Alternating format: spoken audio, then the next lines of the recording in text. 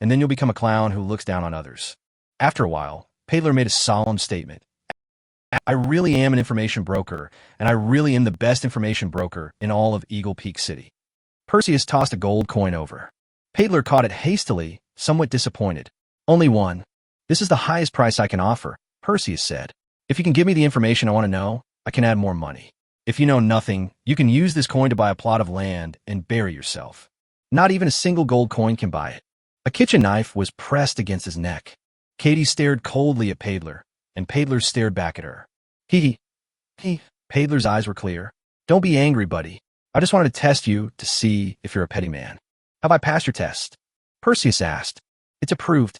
It's approved, Paidler said quickly. You're willing to treat me to so much food, while other guys won't even let me have a beer. Then can you speak now? Tell me whatever you want me to say. Perseus gave her a look, and Katie stepped back. Take this gold coin to pay for your meal if you don't want to get beaten up and thrown out into the street, Perseus said casually, patting his clothes. I don't have anything to ask you today. We can talk about it next time we meet. You're leaving already?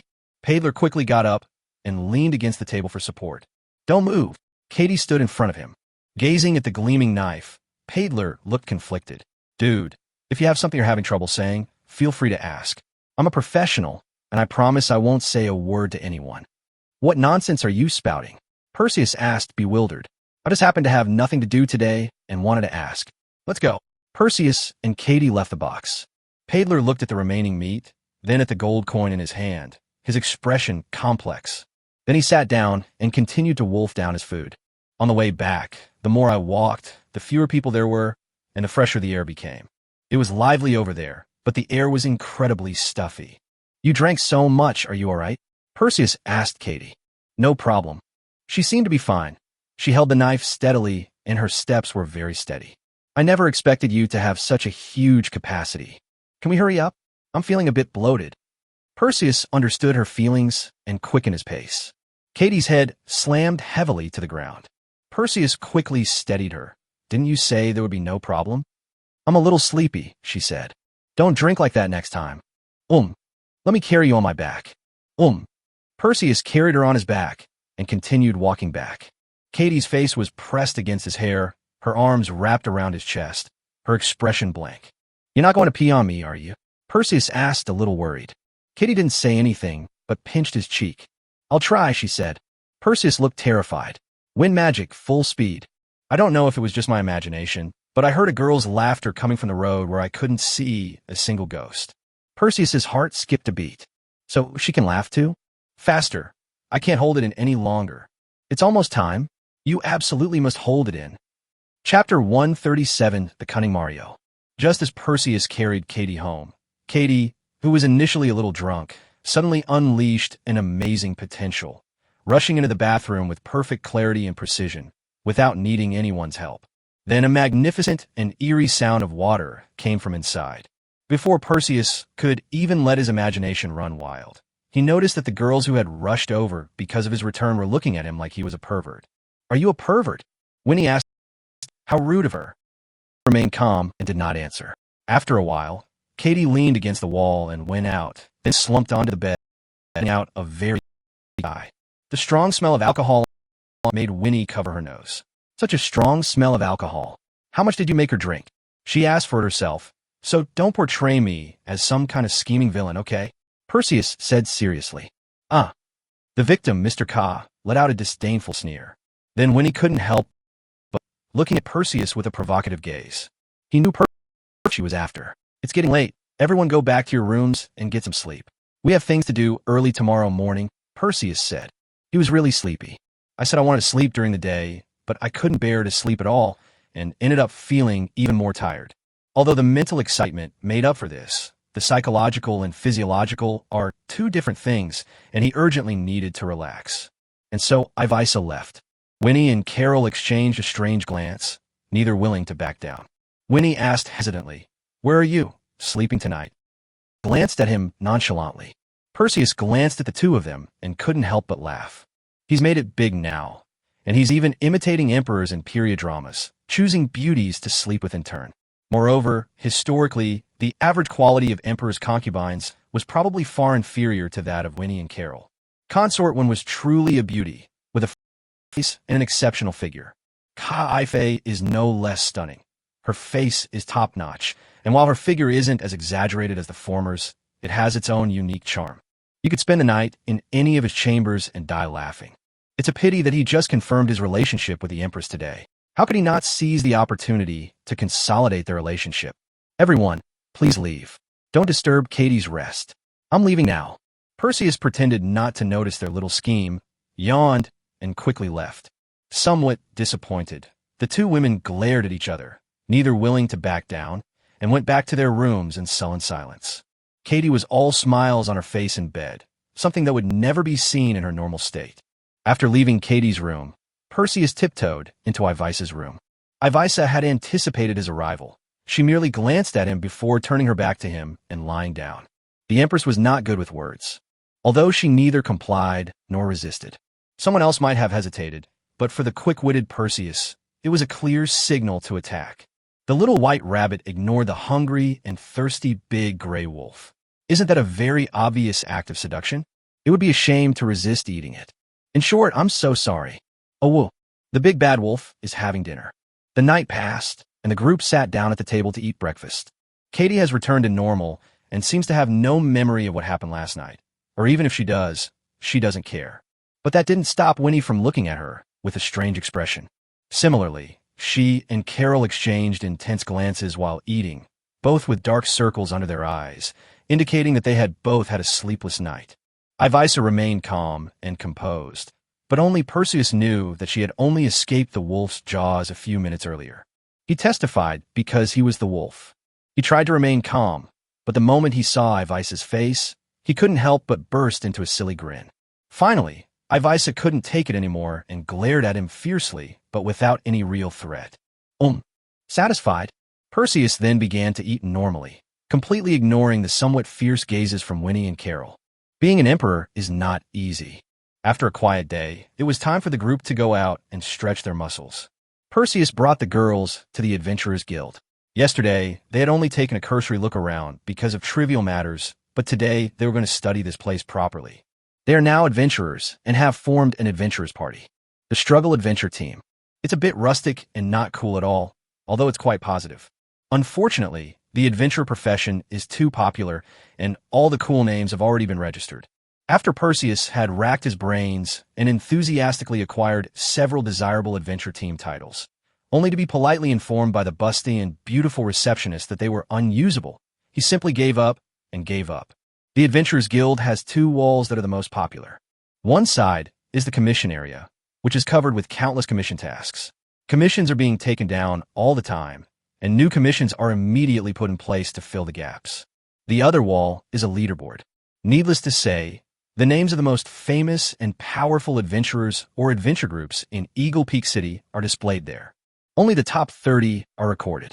Some people can't understand why adventurers and adventure groups would spend money to register with the Adventurers Guild.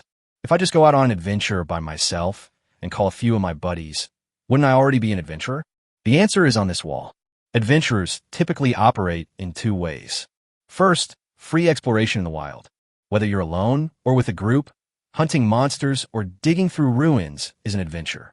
Second, accept the task assignment. Act according to the assignment, and then collect the payment from the person who assigned the task. You'll get paid as long as you complete the task. While exploring the wilderness freely is certainly a risk-free business, unfortunately, monsters are not so easy to kill, and ruins are not so easy to find. Warcraft is not something you can find everywhere. It has a certain rarity, and its appearance will instantly attract a lot of attention. Unregistered wild adventurers can certainly hunt monsters, as long as they feel they are strong enough. The problem is that legitimate adventurers also want to hunt these magical beasts. Everyone wants to kill, so who should it be? It is clearly the latter. The Adventurers Guild is a legitimate international organization certified by various countries. It is endorsed by kings or emperors and has obtained their permission to have priority in handling things like monsters or ruins. Adventurers gain the right to handle tasks by accepting relevant quests here. If you want to hunt Monster A, then accept the quest to hunt Monster A. But hunting B-type monsters is illegal and against regulations. However, Such violations are generally not dealt with by the association or governments of various countries. It's not that they don't want to, but that they don't need to. Because the adventurer or adventure group that accepts the corresponding request will take action on their own. Entrusting someone is equivalent to having an officially certified exclusive economic right.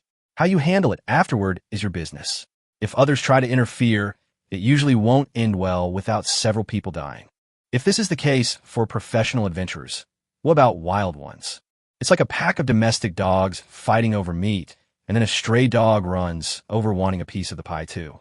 The stray dog was torn to pieces by the pack of domestic dogs.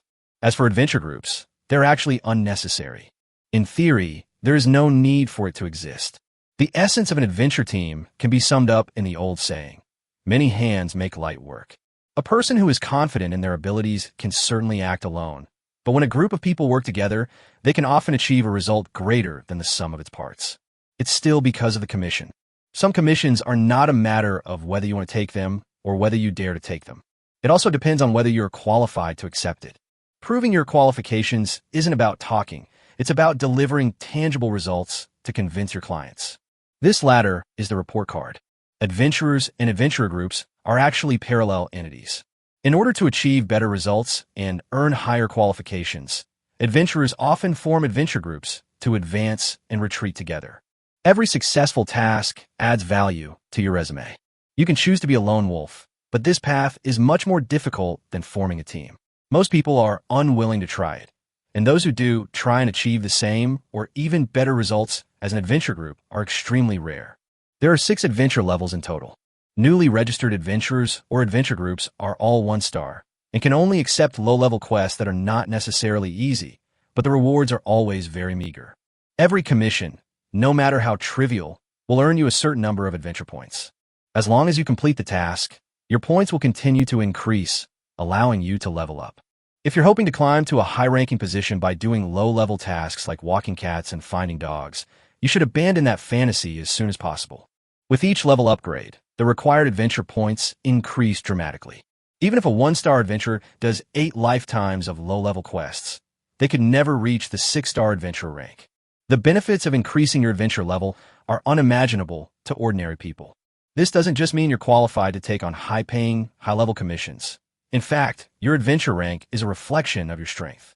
Moreover, it is a demonstration of strength that is visible to the whole world. From ordinary people to high-ranking officials and even the highest rulers of various countries. Thanks to the Adventurers Guild's cross-border nature, the adventure rank you achieve in one country is valid across the entire continent. Once you attain a high-ranking status, your personal name and the name of your adventure group will spread rapidly throughout the world via countless intricate routes, appearing in the sight of all sorts of people. It's only natural to make a name for yourself, and more importantly, you're likely to attract the attention of some important figures. If the other party is willing to appreciate you, even if they don't recruit you or give you important responsibilities, it will be of great benefit to you if they just entrust you with some private work. At this level, how much money one can acquire is a trivial matter. The key is what kind of powerful backer or even a great mountain one can rely on. Relationships matter everywhere. Ordinary adventurers, to put it bluntly, are no different from ignorant vagrants. They shout and yell all day long, looking imposing, but in reality, they might die in some ditch at any time. High-level adventurers have at least one powerful figure backing them, making them completely different from the former. A powerful backer is something that money can't buy. To put it simply, for most people, murder is punishable by death. If you have a powerful backer, that's not necessarily true. The rest goes without saying. That's why so many adventurers bravely risk their lives, all for the sake of getting their names listed on the ladder. Because money is not even in the same dimension as power. Perseus looked down at each of the stairs in the heavens.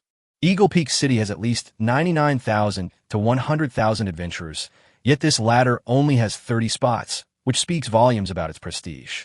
Bloodfang Adventurers, ranked 9th. It seems that Mario was testing him the day before yesterday. It's impossible for an adventurer group ranked 9th on the ladder to be unknown. What a cunning fellow. That cunning fellow is walking over now. Chapter 138, Winning People Over with Virtue. Hi Chris, long time no see. Mario, with his signature hearty smile,